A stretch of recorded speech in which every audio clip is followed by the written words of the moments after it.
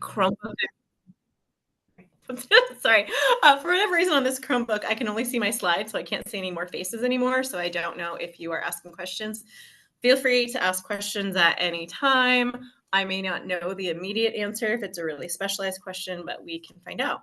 So we have started these SIMBA Business Bites once a month. They're on the second Wednesday of every month. There's going to be a different topic. Next week, we're going to talk about beneficial ownership information filings, BOI, which we've been talking about a lot. If you have an LLC, a corporation, a formal partnership, you definitely want to attend that meeting.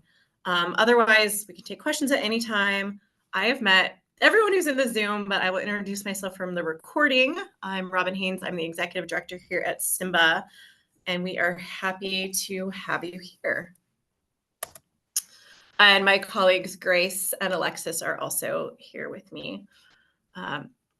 So we're going to dive in. This is going to be a pretty simple, higher overview, but for most of you, you're filing quarterly state taxes for your business. So we thought because they're due October 30th for the third, or October 31st for the third quarter, we would talk to you about it today. So there's two kinds of Washington state business taxes. Part of the reason why we have Washington state business taxes specifically is because we don't have an income tax in the state of Washington. So the primary one is B&O, which is business and occupation tax, and then sales tax, which applies to most but not all businesses. So every single business in Washington has to pay B&O taxes.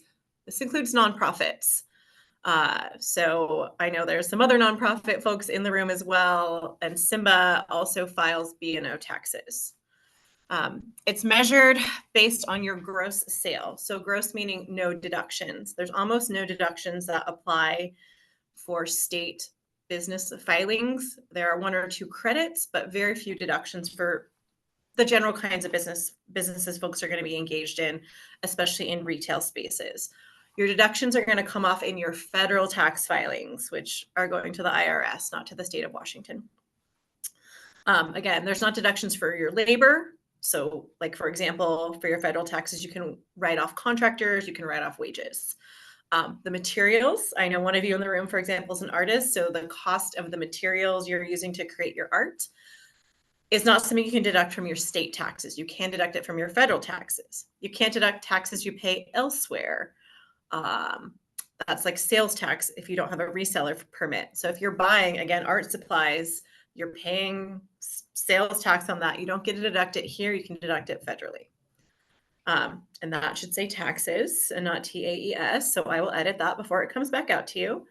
Some common rates. These are really low rates, and this is on your total for potentially the quarter. So retailing is 0.00471. So these are all less than 1%.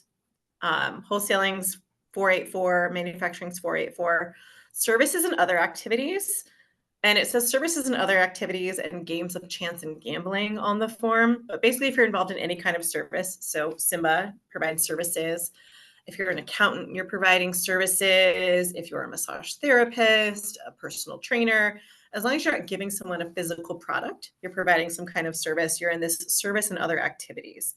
Sometimes people see it, it says gambling, and they think, oh, that's not me, but they lump them all together. You pay your B&O tax either annually, quarterly, or monthly. You will know when you register for your business license, and in some later slides, I'll show you where you know if you're an annual, quarterly, or monthly filer. Quarterly is the most common. Annually is the least common. I see that more for people who have a very small business. There's a singer locally who just does a handful of gigs. She's an annual filer. Monthly is really common for people who own restaurants and food trucks, coffee stands, things where you're getting a lot of income monthly and a lot of sales tax. And so you will know where you go to file, which I'll show you in a minute. If you're an annual, quarterly, or monthly filer, it is really critical, and I'm going to repeat this throughout. Do not fail to file. Even if you can't afford to pay your tax to the state, don't fail to file, because there's a penalty for failure to file. And there's some other things that can happen to failure to file, including pulling your business license. So don't fail to file, even if you can't pay it right away. It's really important. So there are a few credits you might get on your B&O, business and occupation taxes. If you're in a rural county, no one in this room is, but I know some of you work with rural business owners. So some of the rural counties, including like Stevens and Ponderay, have a credit. If you're hiring new employees, you get a deduction on your taxes. There's a high technology credit, and this is for honestly folks like Avista and people doing really specific things. These are all live links. So when I send out the slide, you'll be able to click on these and go to where they go. There's a small business tax credit that is going to apply to a lot of you. It comes out automatically, and it's based on your quarterly or annual sales and the amount of tax you pay. So if your tax amount is going to be less than, I think it's $900 for a quarter, they're going to deduct a big chunk of it and you don't have to pay it. And they do it automatically for you. Multiple activities credit, some people get confused. It's not like if you are a caterer and own a restaurant. It's if you both create products for wholesale and retail. So if you are taking something and selling it both wholesale and retail yourself, then you get a multiple activities credit. There's a few other credits, things like syrup. If you're in the maple syrup game, there's some interesting credits. And there's some things related to salmon fisheries and some other really niche things that if you're involved in those things, you're probably making enough money that SIMBA doesn't need to help you with your taxes. But generally, there's not going to be many business tax credits that are going to apply other than the small business tax credit, and that one's going to come out automatically when you file. The other tax is sales tax, retail sales tax. We all shop, we all know retail sales tax. The rates vary throughout the state. It's 9% right now in all of Spokane County, except for Liberty Lake is 9.1%. All businesses who make retail sales in Washington have to collect sales tax from their customers. So sales tax is going to be for all tangible personal property. So anything you sell to a consumer, this cup of coffee, this water bottle, the computer I'm holding, the lunch I might have at Boots later, all those things are when you're going to collect retail sales tax. It also includes many services. And if I click on the link, it will tell you some of the services where sales tax exists. Like, again, these are all live links. Construction. So if you're in construction, you have to collect retail sales tax. A lot of cleaning and repair services. So if you have a house cleaner, they're collecting retail sales tax. Landscaping, fishing charters, day trips, anything like sporting related, all those kinds of outdoor events, personal training, tanning. There's not a lot of tanning spaces anymore, but it includes spray tans, tattoos, collect sales tax. And there's all kinds of miscellaneous things. Restaurants is pretty clear.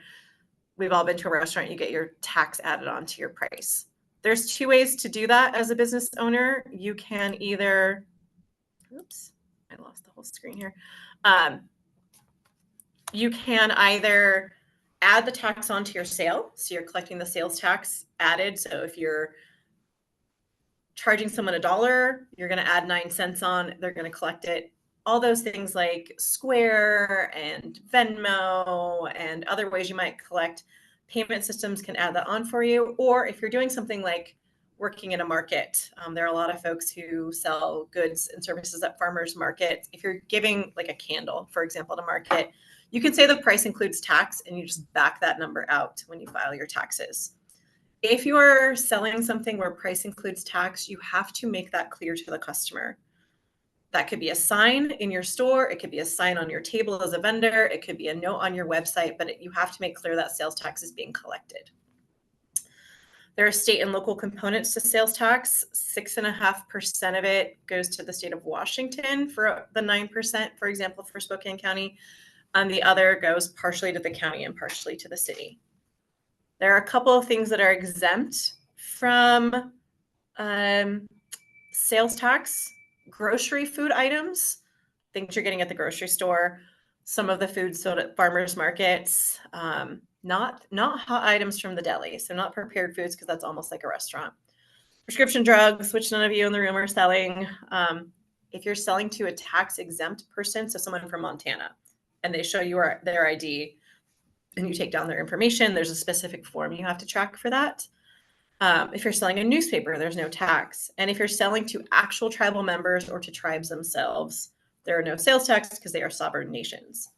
The rate is going to be based on where your sale is made. So if you are someone who's selling at multiple markets, for example, you might go to a farmer's market in Spokane County and you might do something in Whitman County. If the sales tax rate is different, you need to be able to track the total amount of sales in each of those places so that you know how to report it. So let's get ready to file. Determine your filing frequency. Again, that is going to be provided with your business license information, and where you file your taxes is the same place as where you got your business license, the Department of Revenue. It's going to be my DOR is the login. You need to have totals for gross sales for all your lines of income for that time period, whether that's the month, the quarter, or the year. And again, you'll know based on what the time period is. If you've sold in multiple locations and you have to collect sales tax, you're a restaurant, you're a food truck, you're selling art, you're selling greeting cards. If you're selling them in multiple locations, you need to be able to have those divided out. Don't miss your deadline. Again, even if you can't pay, at least file. If you are quarterly, there's a slide in here that reminds you what the deadlines are. But for the third quarter, which is July, August, and September, so those last 3 months, the deadline is always the month following the last day of that month, so the 31st. And have your MyDOR login and password ready. They do periodically make you update it. I believe it's every 180 days, but don't quote me on that, but make sure you have that password ready. Also, all these photos in these presentations we do at SIMBA, especially if you've already come to some of our presentations, they're all local businesses that we have worked with. This is a store down in the Palouse. So it is a grocery store. So they are not collecting sales tax on that food, but they do have some prepared items that they do collect sales tax on. So you're going to log into MyDOR. This is what the screen looks like, minus the login screen. And this link will take you to the login. It looks like this. It's called a SAW user ID. It's state access Washington is what, or secure access Washington, excuse me, is what it means. But you will log in here, and the first place you go, is this screen. And there are two ways to get access to your tax return to file it. You can either click Manage Returns, or you can click Business, Excise, and Sales Taxes. Either one of those is going to work for you. We're not really going to talk about excise tax today because it's a really specific topic, but what you need to know is if you buy something to use for your business, that sales tax is not charged to you, like you buy a vehicle in Oregon or you buy a computer in Portland, Oregon's an easy one, or Montana, the state of Washington is going to want to make you pay tax on that. So if you are purchasing things to avoid taxes in a state that doesn't have sales tax for your business, save your receipts. That is a topic for another discussion. If you need help with that, you can reach out to us about it.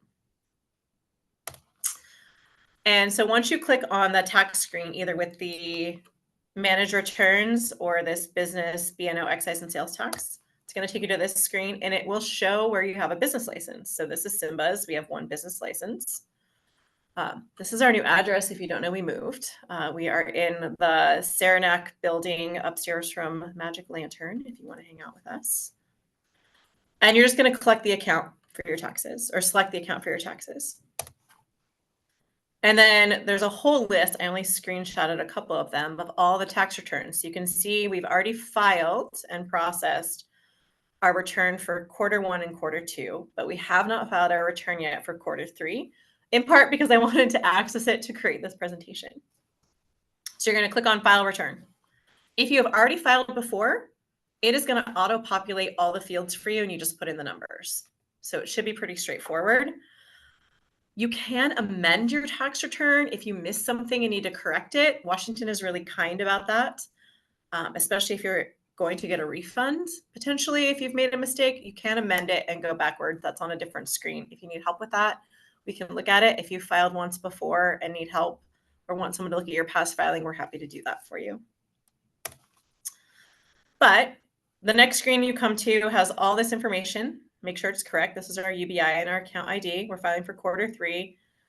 This arrow I put in here kind of covers what it says. But if you made no sales and made no money, and not made no money because you had more expenses than income, but literally had no income for your business, you still need to file a report of no business. So you just click this report of no business box here. It says report under that arrow.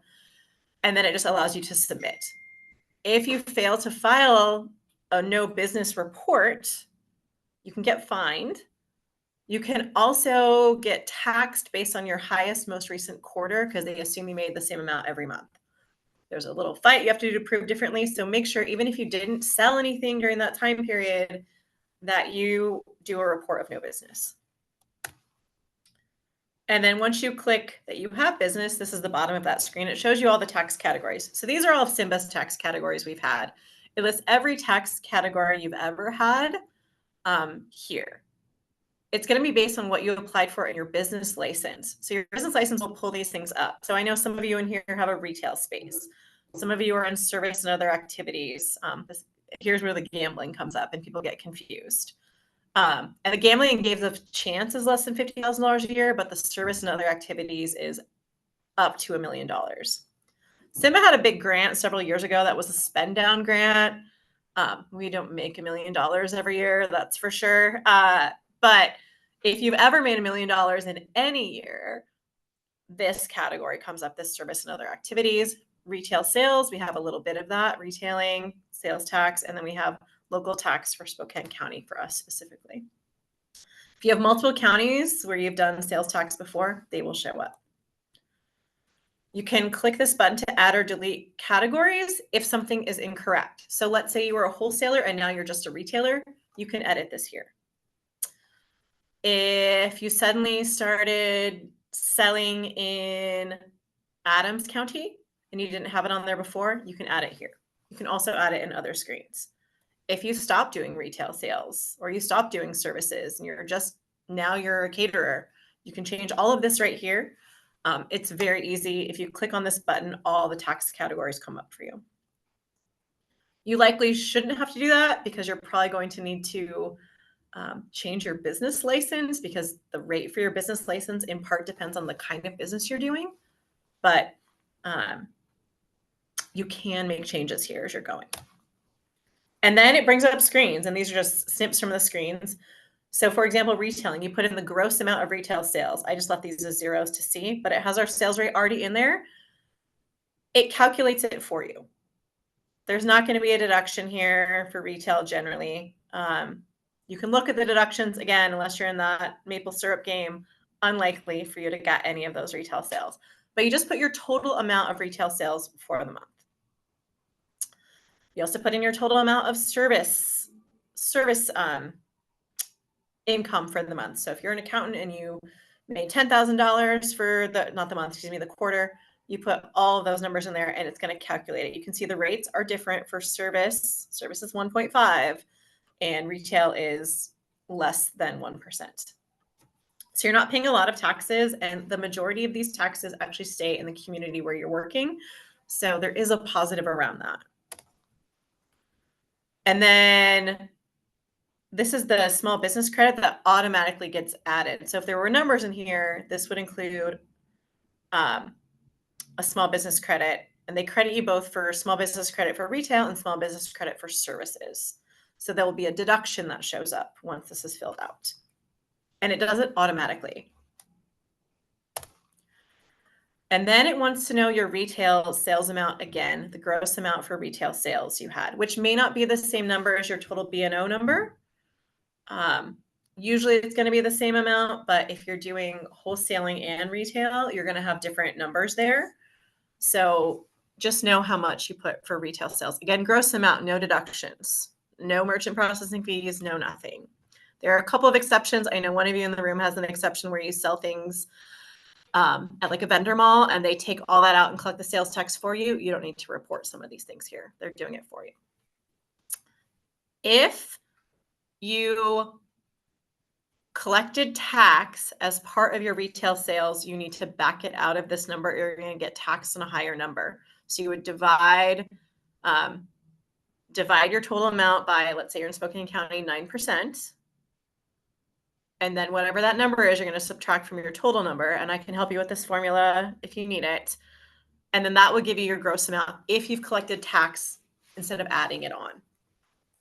So if you're doing especially sales at a market and you're not adding on tax, you're not using a Squarespace or a Toast app or not Squarespace, Square, some other form that's adding tax in and you're just saying taxes included, you need to back that out or you're going to get overtaxed. And if you filed taxes before and you put in too high of an amount, we can help you amend it to fix it. And then it's going to come up with your local city and county tax. So there's a total retail sales tax number, and then they want to tell you everywhere you sold. So for us, we've only ever sold things retail in Spokane, the city of Spokane, so we put it here. But if we'd sold things in multiple places or we needed to add locations, we could add it here, and then we would take that total retail sales amount and divide it by where we had those sales. So if we had $75 in city of Spokane and $25 in Pullman, we would separate that out here. But the screen before is your total retail sales for tax. And then this is based on where you're selling. Not every place is going to be listed. Some are going to be counties, some are going to be cities. So just know where you're selling things. And then you're going to review your total. So I put in some numbers here so it would look like this. So I said we had $500 of retail sales. We definitely did not have $500 of retail sales in the last quarter. I think we sold 2 t-shirts, so I think we made $21. Service and other activities, I put $19,000 there as an easy number. I could have put $20,000, would have been easier. But you can see it auto calculates the amount of tax due. So the tax due on $500 of retail sales is only $2.36. The tax due for business and occupation on $19,000 of income is only $285. Then there's our local taxes. So we had $500 of retail. This number should match up. Retail should match here for sales tax. It's $12.50.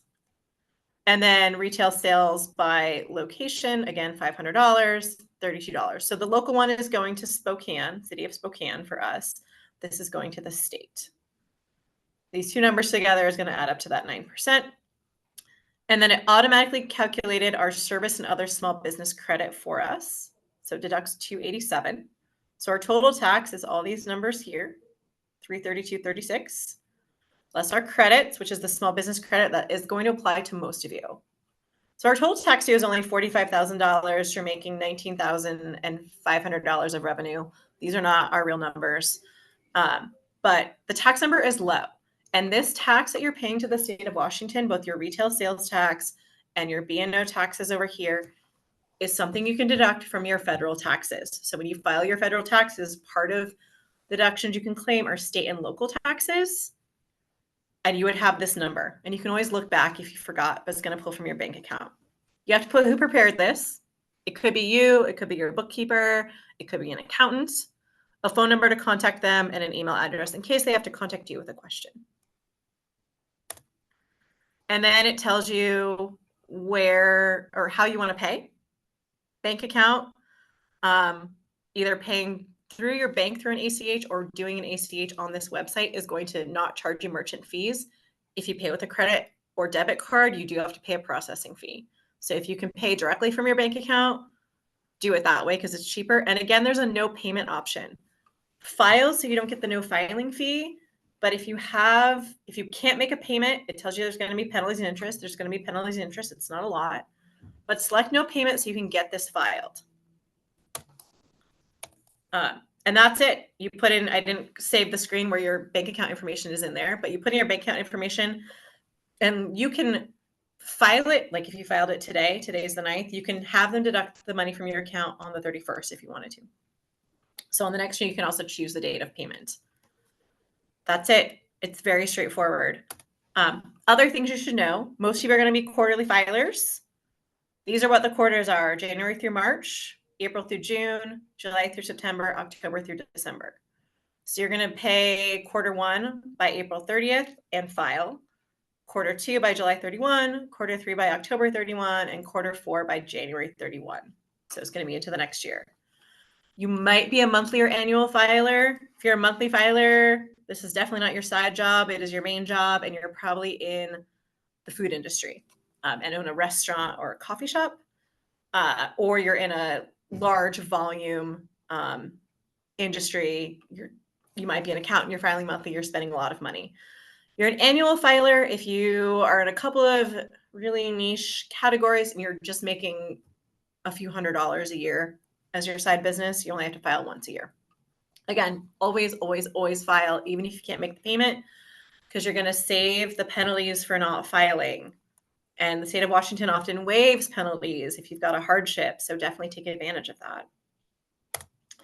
And then just some resources, and we'll go to questions. So this link goes to this Washington State Business Tax Guide. They've got some really incredible art the state has invested in for you. But it is a really detailed guide. You can download it as a PDF. It's 46 pages long with examples, and you can find out all kinds of questions. It even tells you where your tax dollars go. This is SIMBA's business support. So many of you in this room have had business support from SIMBA. If you need help from SIMBA with any of these topics like your taxes or something else, you come to our website, which if you haven't seen lately has gotten a major facelift. And you click intake form if you haven't filled one out before. If you have filled one out before, you don't have to fill it out again. It's going to ask you some really simple questions about your business and who you are. All of this is kept confidentially. And then we will reach out to you within 2 business days to schedule a meeting with one of our staff members. That meeting can be via Zoom or in person. And since we are now in the community building downtown, we have all these gorgeous conference spaces where we can also meet with you or we can come to you. There's a Washington State sales tax guide. You can look up rates here. You can find out if you are required to collect sales tax. There's information about determining the location of your sale. It's usually pretty straightforward if you have your own brick and mortar business, but if you're selling online, you might want to check that out because that depends on how you get taxed. And then the last thing that is really helpful is that SIMBA doesn't just do these trainings. The Department of Revenue does trainings that are free. There's one on business tax basics. There's one on how to file this tax return, which we just did. There's industry-specific tax education if you're in specific categories, and there's a good one on sales tax. There's some small business resources and unclaimed property. There's an unclaimed property list in every state. Generally, I've never seen anyone actually have any money that's owed to them, but sometimes there's taxes owed to people, so you can look. So there's all these trainings that are free. If you click on them, it will bring up the dates of the next one. So there's one October 23rd. You can register and do a Zoom with them. They're really comprehensive and they have enough time to ask lots of questions and answer specific questions during those. So I highly recommend if you want to do one of those trainings to do it. Like I said, we'll give out these slides when this is over next week. But otherwise, are there questions from anyone here? I kind of just talked at you for 30 minutes.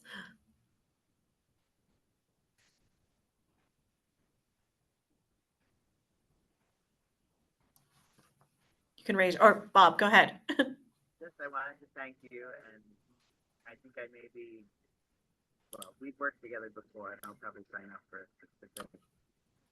Because I do think because they take sales tax out at minimum, maybe I over-reported or under-reported. Anyway, I will reach out. We'll look at it. Thank you. Thank you. This is a good refresher.